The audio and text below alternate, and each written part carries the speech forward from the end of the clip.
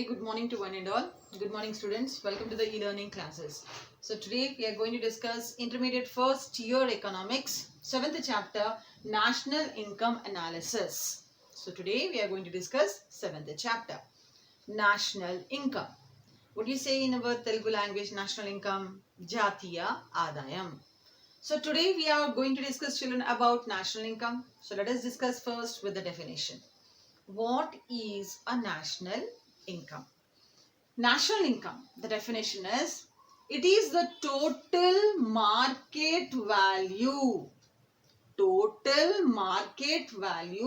of all the final goods and services produced annually in a country. This is a very important definition, children. Total market value of all the goods, final goods and services produced in a country in a year. Annually means in a year. What we find in this one, children, as already we completed that to an economy, there are three sectors are there. That is primary sector, secondary sector and the tertiary sector. Primary agriculture, secondary industry, tertiary service sector, children. All the people of the world, or in the country, children, we can say, are engaged in these three sectors. People, they are directly or indirectly, they are engaged in these sectors and produce some goods. Okay, produce some goods. So the total value, market value of all those goods, the total market value of all those goods and services that are produced, children, annually in a year, that are taken, children, as a national income.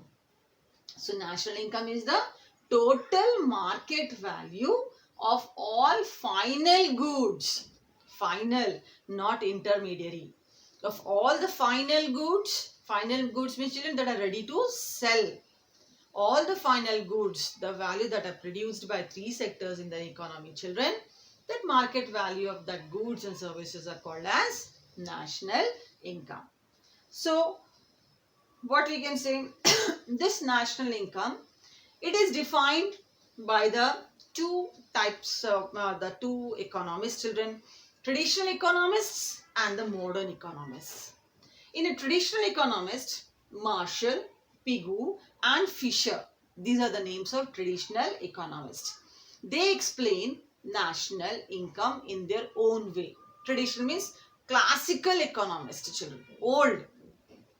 According to the Alfred Marshall, what he said about the national income, children, that the labor and capital of a country acting on natural resources, when labor and capital of the country, when they work on these natural resources, from these natural resources they produce some goods.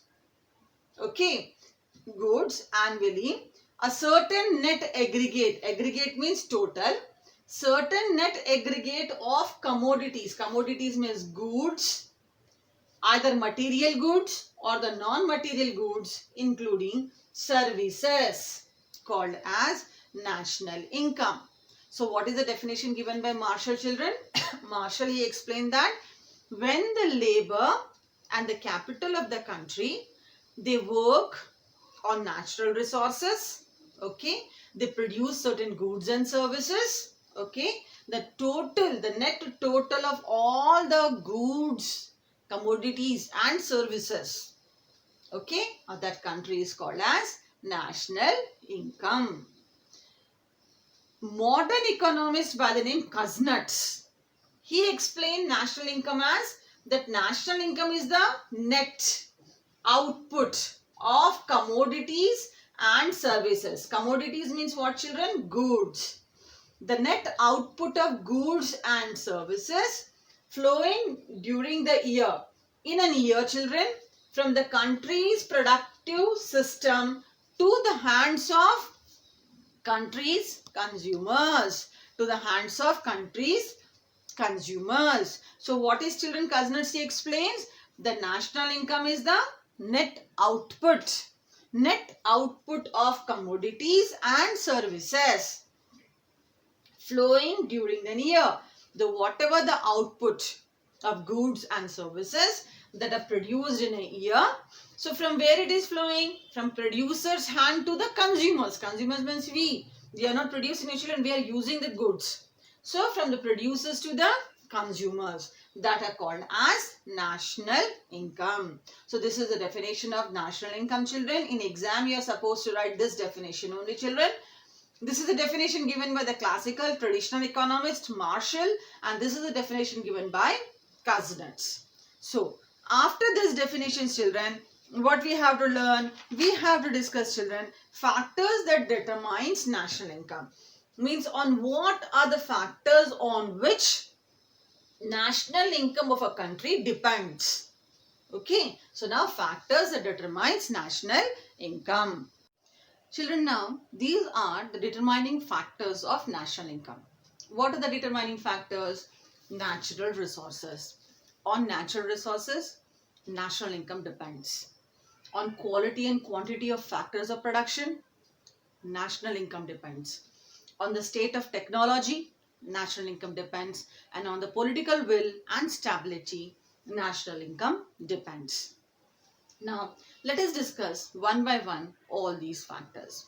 What do you say, children, about natural resources? Natural resources, to what we call as natural resources, all the things that are available to us by the nature, like water, forest, soil, air, all the living organisms, everything, children, like plains, plateaus, everything, whatever we get it, children, from the nature, called as natural resources. So how these natural resources is helpful for the national income? So children, if any country that are rich in the natural resources, if every country, if they are having, children, good climatic condition, if we are having suppose good climatic condition, it is very helpful for us to grow different the varieties of the crops. Good climatic condition makes the laborers to work for a long time because they very rarely they fall sick, children. Good climatic condition make us to do, children, all the work that are related to mining, that are related to various activities. So climatic conditions are very important, children, to increase the national income.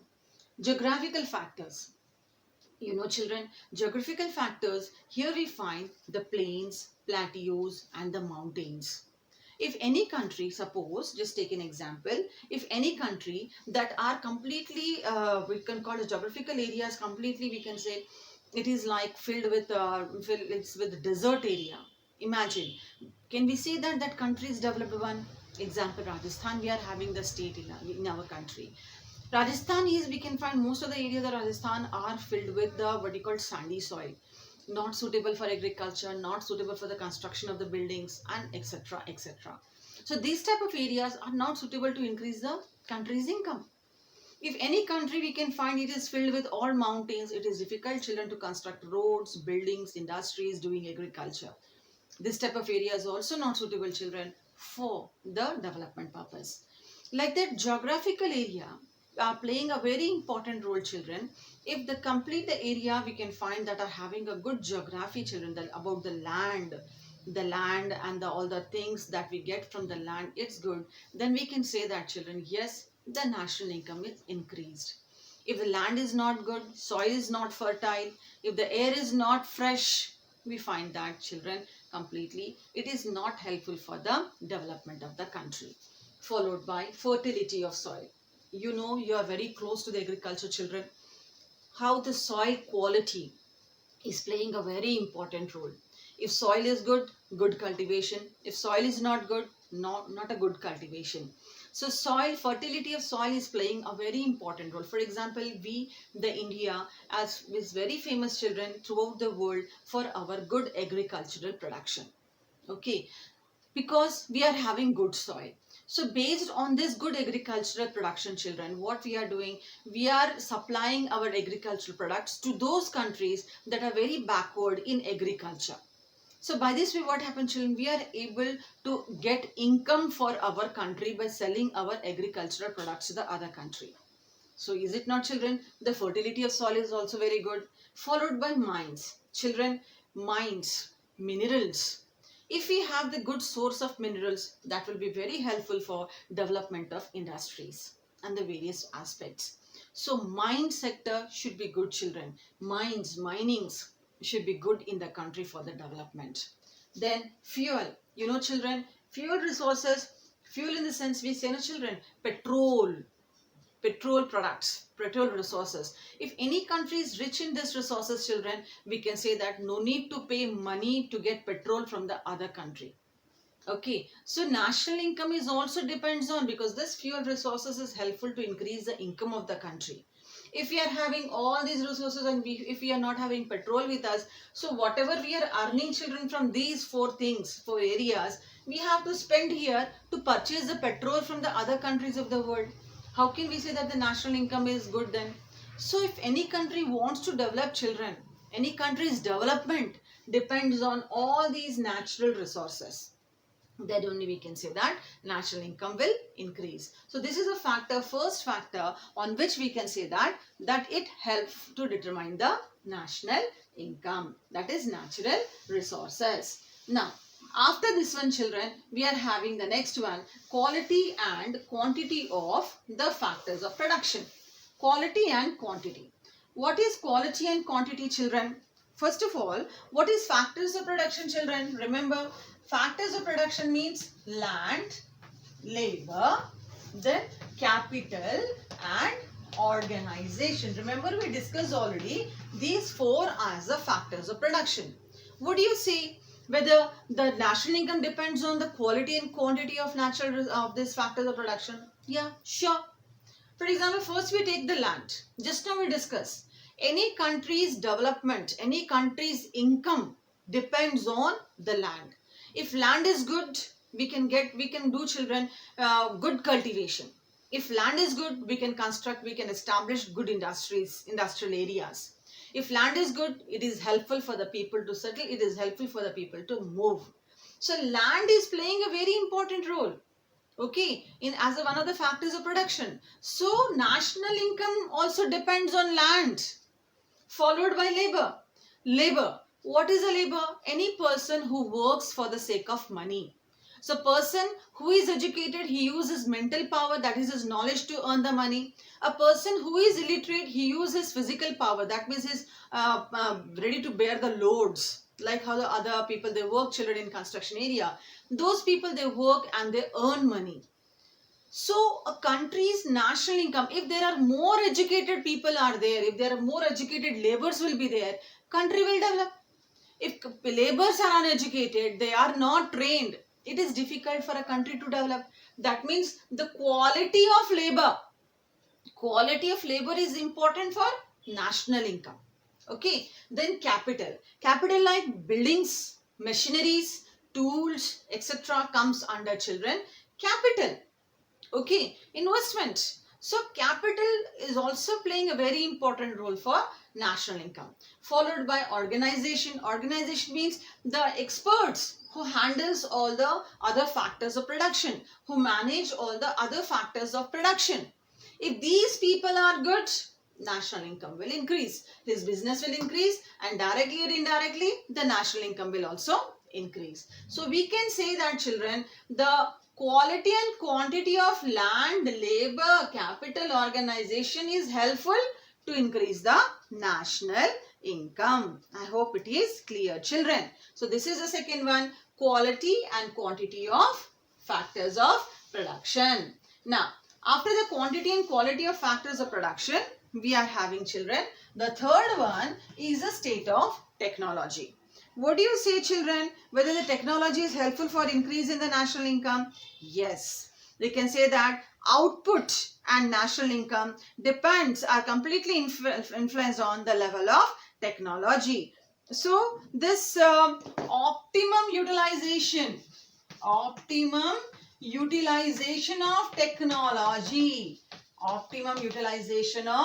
technology, it is helpful, children.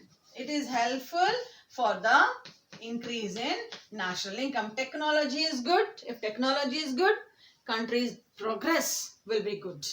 If there is backward for technology, country remains backward, children. So advanced technology is helpful for the optimum utilization of technology, optimum utilization of natural resources. So technology is also very important one. Now, the last one is political will and stability. What do you think, children? The political will and stability is helpful for the increase in the national income. How national income is related to politics side? So, we can say that if political side, if political leaders are good, so what happened? These political leaders will helpful for they help for the planned economic development. They help for the planned economic development. If there are good leaders are there, they'll think for the development of the country. If the political party is good and if government remains stable, children, means without falling down again and again. So we can say that people, they get a hope that yes, this government is going to do something for us. So that government is helpful for the planning. If they can go for a planning, they can go for the development of the country, they can go for the increase in the national income. So this political planned economic development, it is helpful for the growth of national income. So children, these are all the factors, our children, on which the national income depends. I hope it is clear. So national income depends on natural resources. If natural resources are good, development will be good. National income will be good. If quality and quantity of land, labor, capital, organization is good, national income will increase. If technology is good, national income will increase.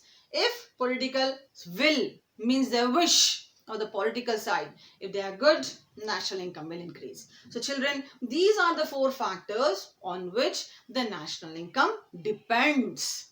Okay, so I hope today's topic is clear to all of you. Okay, so it's now your work, children. Go through the lesson, read the lesson, follow the material. So it's thank you, children. Thank you one and all.